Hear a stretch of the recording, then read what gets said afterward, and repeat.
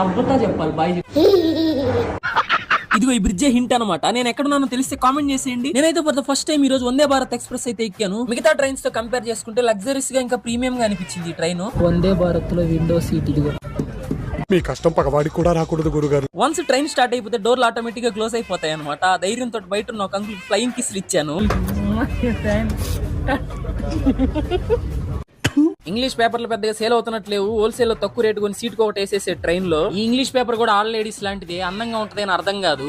ఇది కరెక్ట్ గా చెప్పేవాడు. ట్రైన్ స్టార్ట్ అయిన 5 నిమిషాలకే మా సేతిగడ బరిదోడకు మేత వేసినట్టు నాకు కూడా ఒక ప్లేట్ నిండా తీసుకొచ్చేసారు ఇక్కడ. దీని మొత్తంలో వేడి నీళ్లు టీ పౌడర్ విడిగా తీసుకొచ్చారు అనమాట. వాటిని మిక్స్ చేసి తాగాను. అది ఎలా ఉందని మాత్రం నన్ను అడగబాకండి.